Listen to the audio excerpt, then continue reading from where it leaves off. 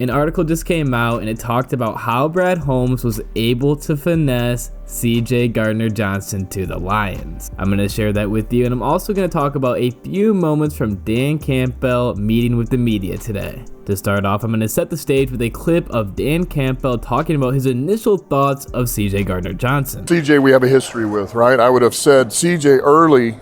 Of course, he would have been an early target. However, we didn't think that was going to be in our capacity, with the money that we had, the cap, everything, knowing where we wanted to spend our resources. And so that one, man, we were fortunate there. It just, the longer it went, the more it ended up favoring us, and we were able to work something out with each other. And so he's an outstanding addition. AG and I have a lot of history with that guy, and we know what he is, we know what he's about, and he's hungry.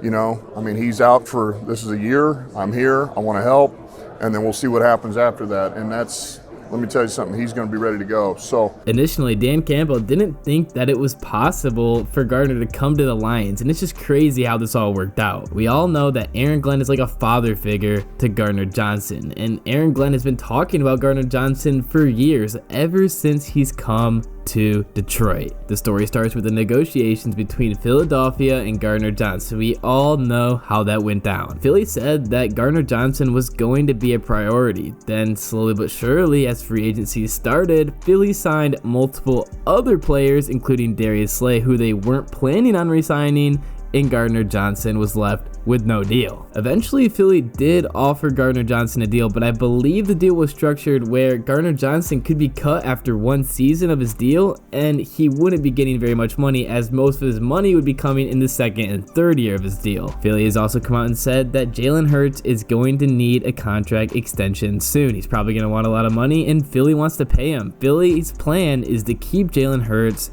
in Philly, and sadly, they didn't prioritize Gardner-Johnson. Well, it's sad for Philly. So when things started to get rough between Gardner-Johnson and Philadelphia, Holmes just started dialing up Gardner-Johnson's agent every day. Brad Holmes says, for one of the best defensive backs in the game, a guy who has played for this staff before, in this scheme before, in this culture before, a big hitter who has that dog in him, that's a heck of a deal. And it really is a heck of a deal. $8 million for 1 year for CJ Gardner-Johnson. I only believe that $6 million is guaranteed. Gardner's really just betting on himself that he's going to perform, and then he's going to get paid next year. Brad Holmes said, my rides home are usually my decompression space, but I just kept calling Kevin, just kind of checking in and saying, hey man, what's going on? That just kept escalating and escalating, and then it escalated all the way up until I want to say March 17th, we had a good conversation, and then the next day we followed up again, just internally as a group, and even the following morning,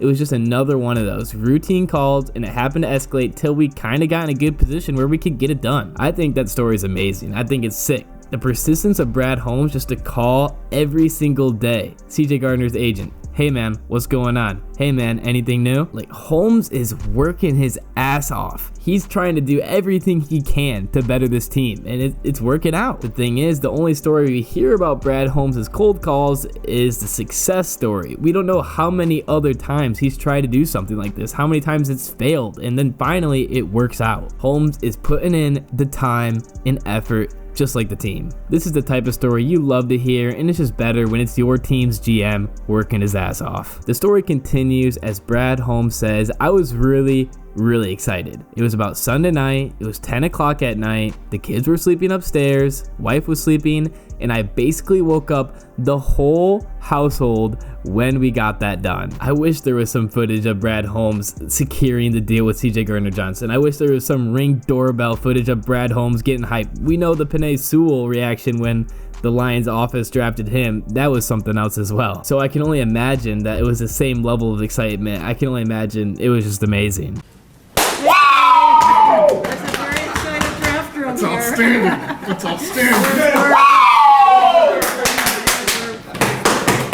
Wonderful. Just a player of that caliber and how he fits like a glove into our defense and what he's going to bring into our culture and our style and how we want to play. I got a great text from Aaron Glenn as soon as it happened. It was a good feeling, and again, just another piece to add and bolster our back end.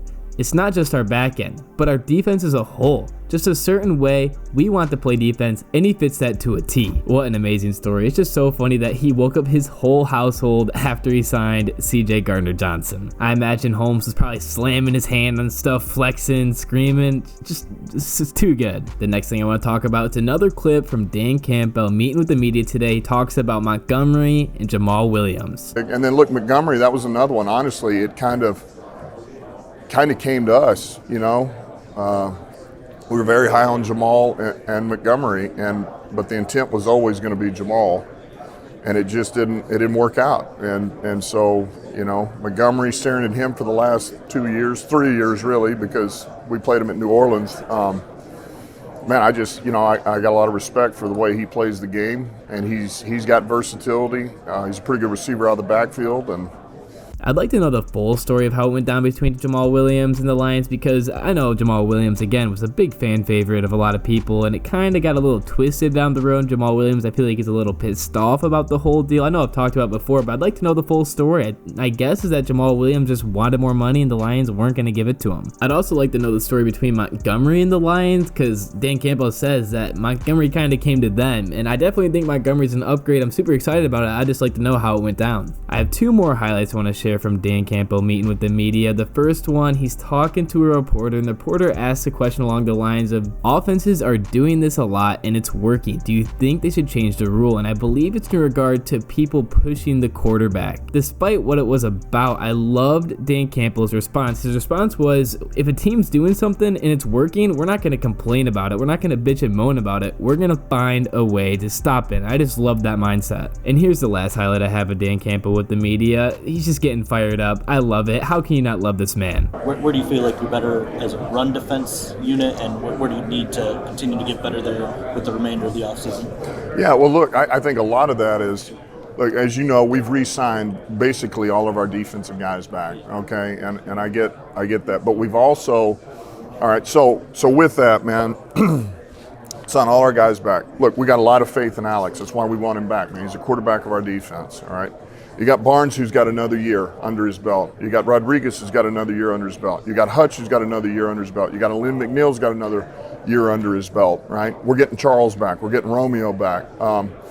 You know, you got Akuda's got another year under his belt. Jerry Jacobs got another year under his belt. We're getting Tracy back. Kirby's getting another year under his belt. All right, we bring in Sutton. We bring in CJ. All right, Mosley, man, hopefully he's going to be ready for the season to start, game one. Well, all of a sudden, man, if you don't do anything else defensively, we're going to be better. And we're already working on scheme right now, man. AG's back there cooking up all kinds of stuff because you have the flexibility to do some things now because of what we've done in the back end.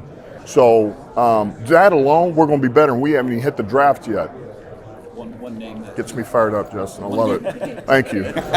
Just a super wholesome clip. How can you not love it? And I also liked how he talked up Alex. He's the quarterback of the Lions defense. I feel like there was some, maybe not a ton, but I definitely saw some negative talk and posts talking about Alex, how they didn't really want the Lions to re-sign him. They didn't really think he would be a priority. It was a while ago, so I can't remember how many people actually thought this, but there was definitely a select few, and I'd love to hear your opinions in the comment section below. I definitely like Alex. I like the Lions re-sign him. I think he's a great piece of our defense, and he's obviously a big leader. He's a big presence in the locker room, a big presence on that defense, a real motivator. So I don't really see where the negative is. Maybe they didn't think that he deserved more money, because he definitely got a little bit of a pay bump, but I definitely think he deserved what he got. The last thing I want to hit on for this video is that last season the Lions were one of the luckiest teams in the NFL, which is, I think, is just unbelievable. We all know that the Lions aren't usually associated with luck, and sometimes it's not really luck, it's just people making negative decisions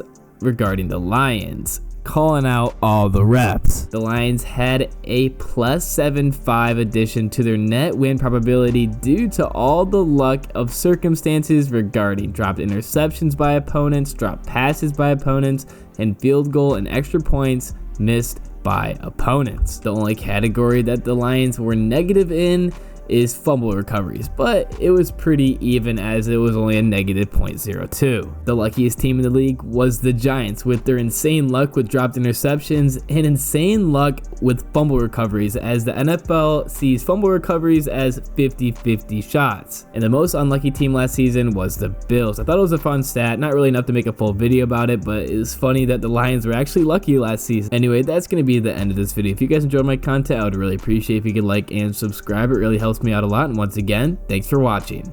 Fuck the